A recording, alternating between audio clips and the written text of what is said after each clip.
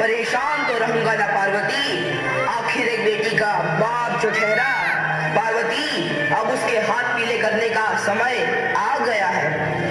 पर हमारी आनंदी तो अभी सिर्फ 9 साल की है। अभी तो उसके पढ़ने लिखने और खेलने कूदने के दिन हैं। देख पार्वती, लड़कियां पराया धन होती है और जितना जल्दी इन्हें घर से विदा कर दे उतना अच्छा है। कल से आनंदी की पढ़ाई लिखाई बंद। पर बापू, इसमें मेरी क्या गलती है? आप मुझे पढ़ाई करने क्यों नहीं देते? तेरी गलती है कि तू एक लड़की है।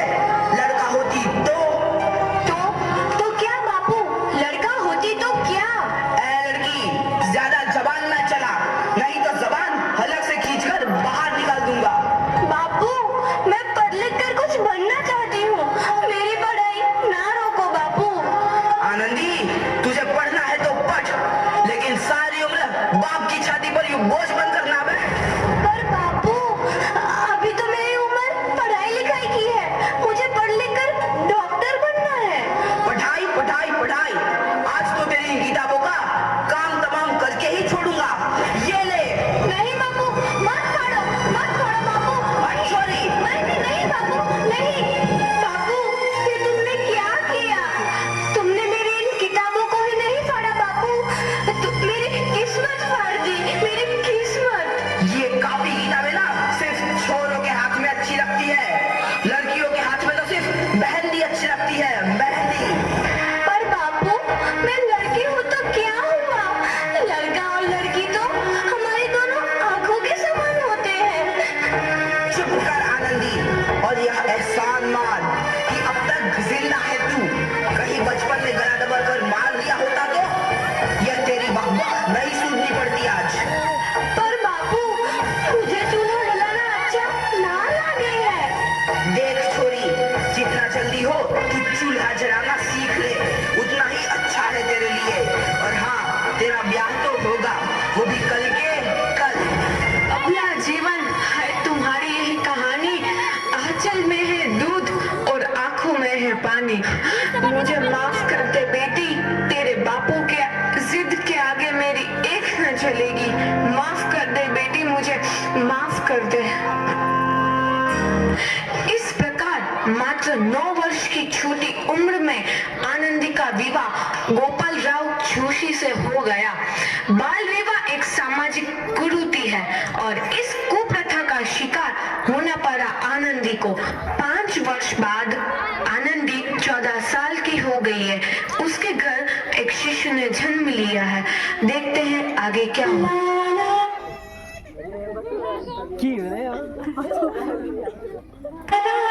देखिए ना, इसे क्या हो गया है? इसका माथा तो अंगार की तरफ तप रहा है। इससे तो बहुत तेज बुखार है। आप बिना कुछ भी बोलते हैं। दीजिए मुझे। माधव, माधव, जल्दी से वैद्य जी को बुला के लाओ। जी, अभी बुला के लाता हूँ। ये तुम क्या कर रही हो आनंदी? भगवान की विभूति लगा रही हूँ। बस करो आनंदी, ये सब अंधविश्वास है। अरे आप यकीन तो कीजिए, भगवान की कृपा से इसका माथा ठंडा हो रहा है और बुखार भी उतर गया है ना बाबू? देखिए, दीजिए मुझे।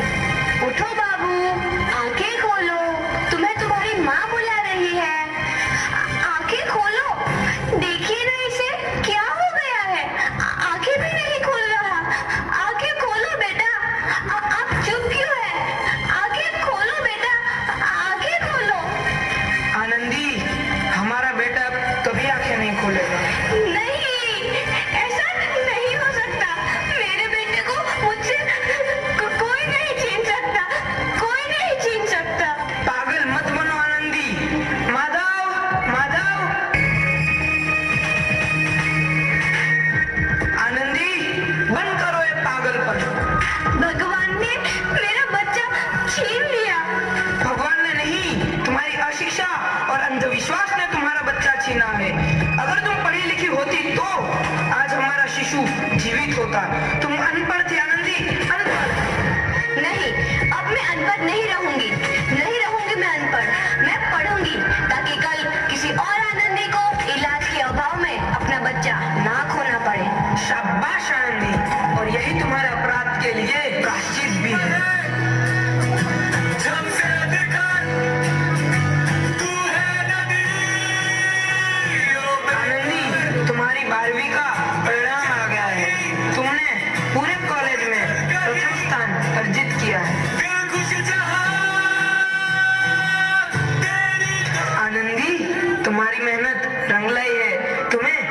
वृत्ति मिली है, ये लो तुम्हारे अमेरिका जाने की टिकट। मुझे शिक्षा वृत्ति मिल गई, मैं अमेरिका जा रही हूँ।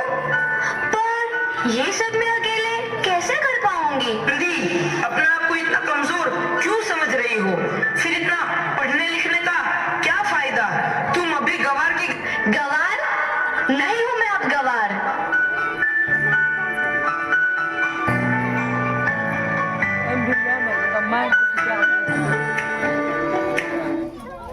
तो इस प्रकार 7 अप्रैल 1883 को आनंदी अमेरिका के पेंसिल्वेनिया के लिए रवाना हुई और 3 साल बाद उन्होंने डॉक्टर ऑफ मेडिसिन की उपाधि प्राप्त कर ली। इधर आनंदी के पिता की तबीयत बहुत खराब है। आगे क्या होता है देखते हैं। लगता है अब मेरे जाने का समय आ चुका है। अब मैं नहीं बचूंगा। ऐसा मत बोलो। शहर के सिटी हॉस्पिटल में अमेरिका से डिग्री लेकर कोई बड़ा डॉक्टर आया है, एक बार वहां चलकर दिखा लेते हैं। हाँ सही बोला भैया, कम से कम दिल को तसल्ली तो मिल जाएगी। हाँ हाँ, चलो चलो जल्दी हॉस्पिटल चलते हैं।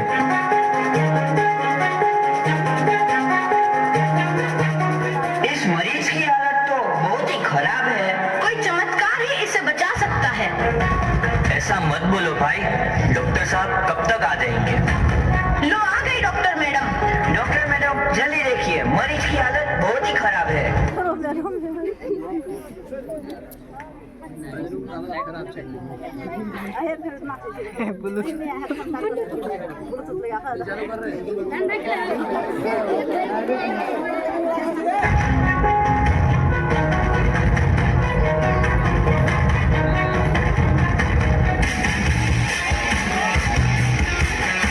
अब आप बिल्कुल ठीक है। मौत के मुंह से आपको बचाया है डॉक्टर मैडम ने। डॉक्टर साहब ने मुझे बचा लिया। मुझे मिलना है डॉक्टर साहब से। डॉक्टर साहब नहीं, डॉक्टर मैडम बोलो। डॉक्टर मैडम, उन्होंने ही तुम्हें जीवन दान दिया है। लो आ गई डॉक्टर मैडम, मिल लो उनसे। डॉक्टर मैडम आपका बहुत बहुत धन्यवाद। आपने मेरी जान बचाई। इसके बदले में मैं गरीब भला आपको क्या दे सकता हूँ? वचन वचन चाहिए मुझे कि कभी ये नहीं कहोगे कि लड़कियां कुछ नहीं कर सकती। वचन? ये कैसा वचन? अरे श्यामलाल, तुमने पहचाना नहीं? तुम्हारी बेटी आनंदी। आनंदी? मेरी बेटी आनंदी डॉक्टर? हाँ बापू, वही आनंदी जिसके लिए बचपन में तूने चूल्हा और दूल्हा के अलावा कुछ नहीं सोचा था। आनंदी, आनंदी मेरी बेटी, मुझे माफ कर दे। मैं तेरा गुनहगार हूँ बेटी। नहीं नहीं बापू, वही आनंदी जिसके हाथ पीले करके तुम उसकी सारी जिंदगी काला कर देना चाहते थे। माफ कर दे मुझे मेरी बच्ची, माफ कर दे। मैं तेरा अपराधी हूँ मेरी बच्ची, माफ कर दे। नहीं बापू, मैंने तो तेरा एहसान चुकाया है। याद है ना अपना एहसान जो बचपन में तुमने मुझ पर किया था? ताने सुना सुना कर जीते जी मार डाला था मुझको। अब बोल, और किस किस को मारेगा? आनंदी बेटी, मुझे माफ कर दे मेरी बच्ची। मैं तेरा गुनहगार हूँ। बापू, आपने ही तो बोला था किताबें सिर्फ बेटों के हाथ में अच्छी लगती है, बेटियों के हाथ में तो सिर्फ मेहंदी। बेटों और बेटियों में फर्क करना तो आंखों में फर्क करने समान है। एक का पढ़ना और दूसरे का ना पढ़ना सामाजिक अंधकार है बापू, सामाजिक अंधकार। उपकार मांगता हूँ मैं तुझ जैसी बेटी का, जिसने सारी उम्र मुझसे कुछ ना मांगा। मांगा तो सिर्फ बराबरी का दर्जा। वरना सच तो यह है कि मैं तेरी माफी के लायक भी ना हूँ। मुझे सा बाप तेरी बराबरी कर सके, उसके मैं लायक भी ना हूँ मेरी बेटी, लायक भी ना हूँ। अपने बापू को क्या माफ नहीं करोगी आनंदी? माफ कर दो आनंदी, माफ कर दो। सुबह का भूला यदि शाम को घर लौट आए तो उसे भूला नहीं कहते। बापू।